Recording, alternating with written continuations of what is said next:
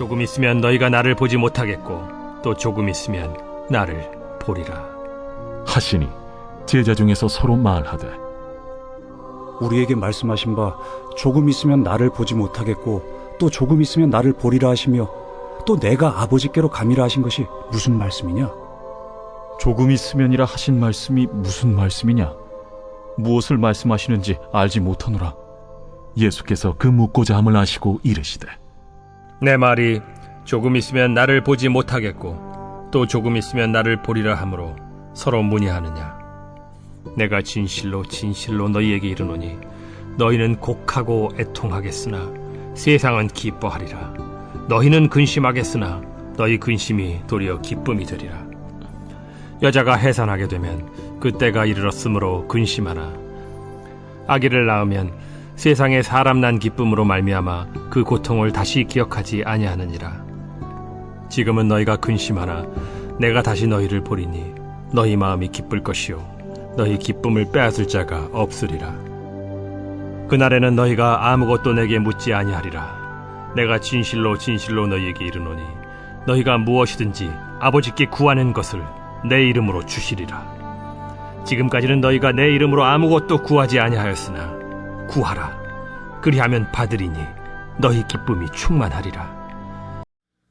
네, 안녕하십니까. 좋은 아침입니다.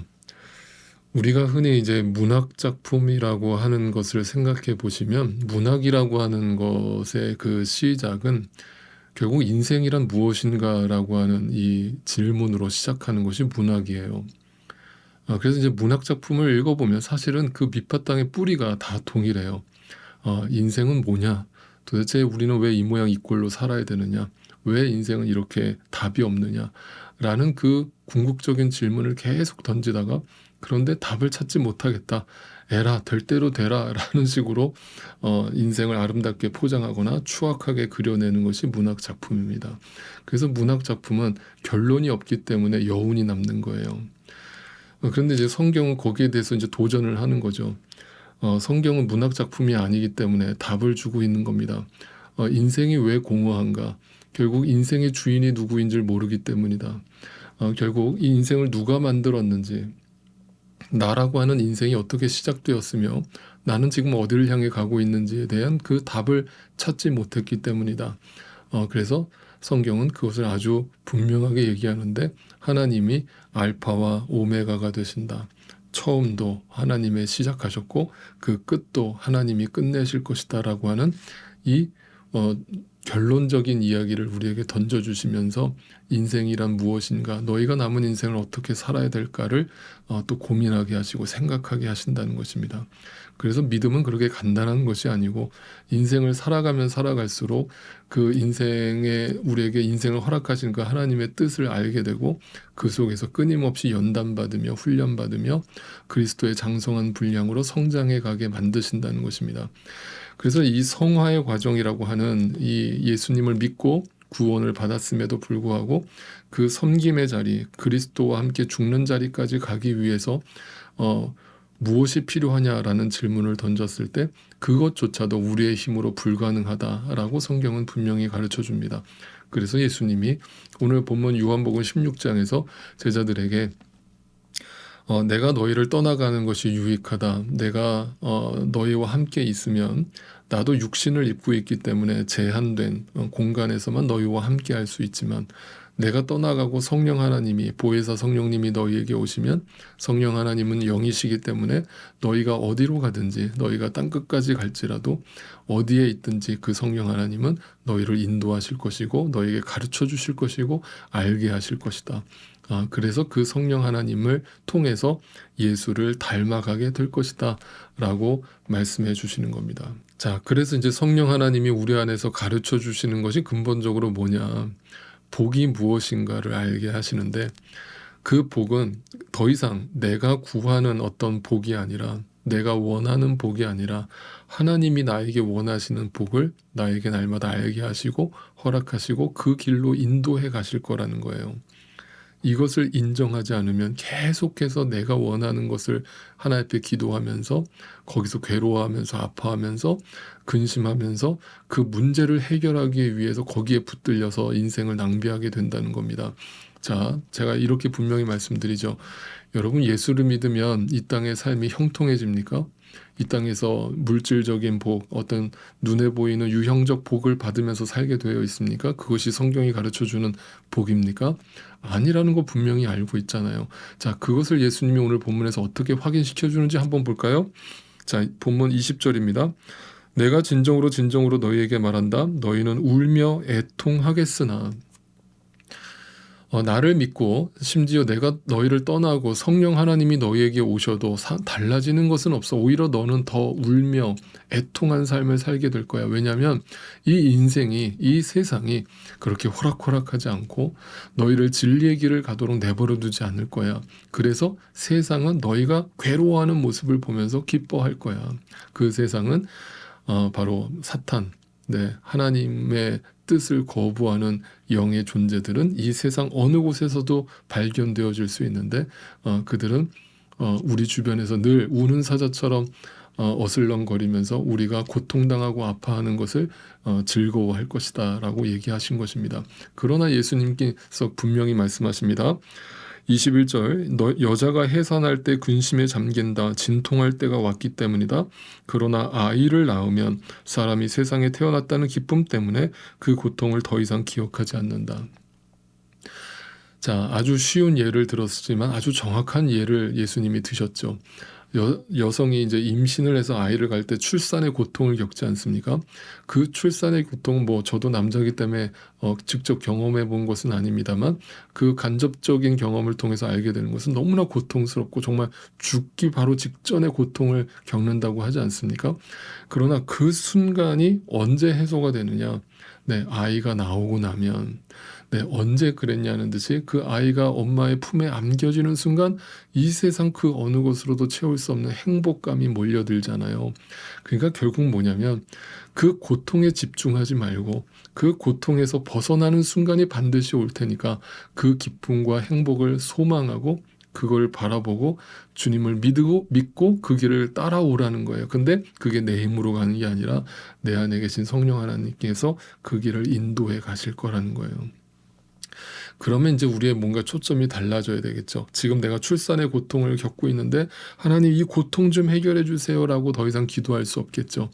하나님 이 고통을 내가 인내하게 해주시고 내가 겸허히 받아들이게 해주시고 결국 이것을 좀 더 세분화해서 말씀드리면 하나님 지금 나에게 주신 이 수많은 문제들 자식의 문제, 부모와의 문제, 또 부부 사이의 문제, 또 인생의 문제, 경제적인 문제, 건강의 문제 이 모든 문제들이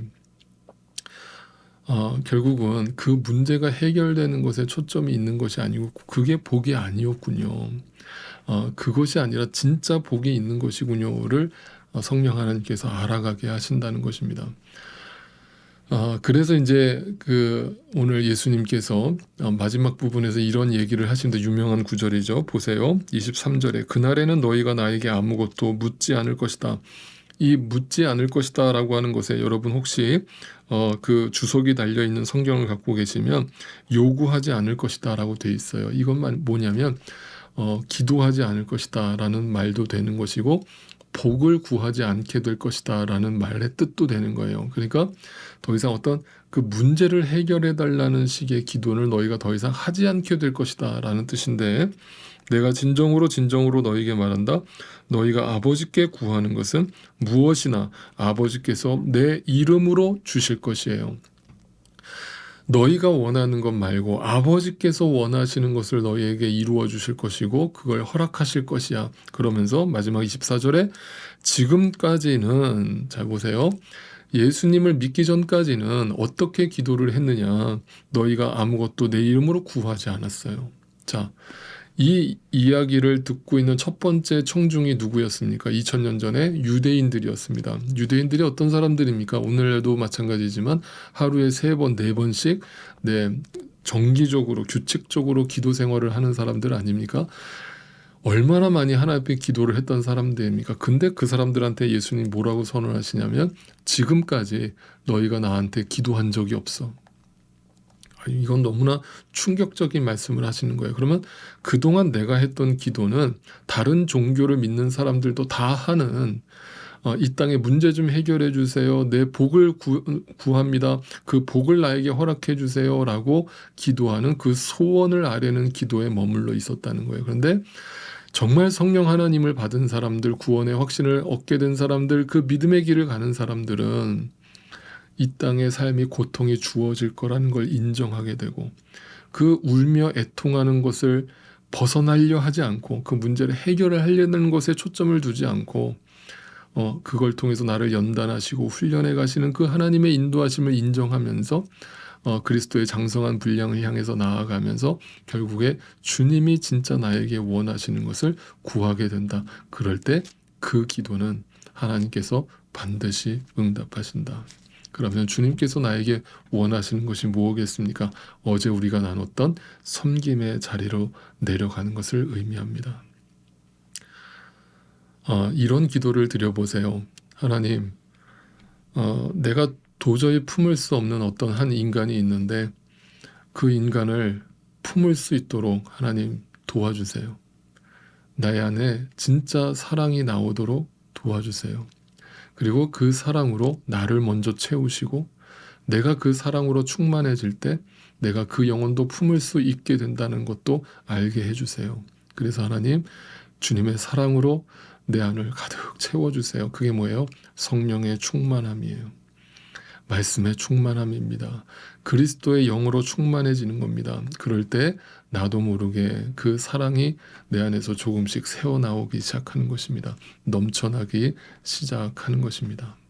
여러분 중에 혹시라도 지금 인생의 어떤 실질적인 현실적인 문제를 안고 살아가고 있는 분들이 계시다면 한번 이렇게 생각해 보세요. 진짜 고통을 겪고 있는 분들을 보면 다른 사람이 그걸 위로하려고 할 때 이런 얘기를 해요. 너는 내가 겪는 걸 몰라. 내가 지금 얼마나 힘든지 너는 모르니까 그딴 소리를 하는 거야 라면서 그걸 비아냥거리듯이 거절하는 사람들을 봬요. 물론 얼마나 기분이 상하면 그런 얘기를 할까요? 그리고 인생에서 지금 내가 겪는 고난이 이 세상에서 가장 큰 고난이라는 것을 우리는 잘 알고 있어요. 그러나 한번 다시 생각해 보세요. 인생에 힘들지 않은 인생이 어디에 있어요? 누구는 인생의 풍랑을 비껴갈 수 있는 사람이 어디에 있습니까? 결국 우리는 다 그 죽음과 허물을 향해서 달려가고 있는 것 아닙니까? 그런데 우리는 적어도 신앙인이라고 하잖아요. 그리고 우리 안에 성령 하나님이 계시잖아요. 그리고 오늘도 성령의 충만함을 받을 때 내 목소리가 아니라 내 생각이 아니라 성령의 음성을 들으셔야 해요. 그 성령의 음성은 그래, 내가 그 문제 해결해 줄게가 아니라 그 문제가 너희에게 계속 있을 거야. 그게 사라지지 않을 수도 있어. 네가 죽을 때까지. 그런데 내가 너를 인내하게 할게. 내가 너로 하여금 그걸 이기게 할게. 내가 세상을 이겼는데 너도 그 세상을 이기게 할게. 그러니까 나를 믿고 의지하고 따라와 라고 주님이 우리에게 말씀하실 거라는 거예요. 그러면서 우리에게 그 기쁨을 보여주시는 거예요. 오늘 본문 22절입니다.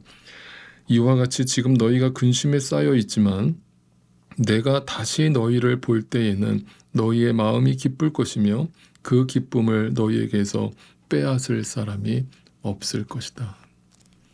이 말씀이 오늘도 분명하게 믿어지심으로 오늘 인생이라고 하는 이 좋은 인생 학교에서 하나님이 오늘도 나를 끊임없이 연단하시고 훈련해 가시는 그 과정 속에서 진정으로 기뻐하실 수 있기를 바라고 이 세상을 이기실 수 있기를 진심으로 바랍니다. 여러분 안에 계신 성령 하나님께서 여러분을 그렇게 인도해 주시기를 주님의 이름으로 축복하고 간구합니다.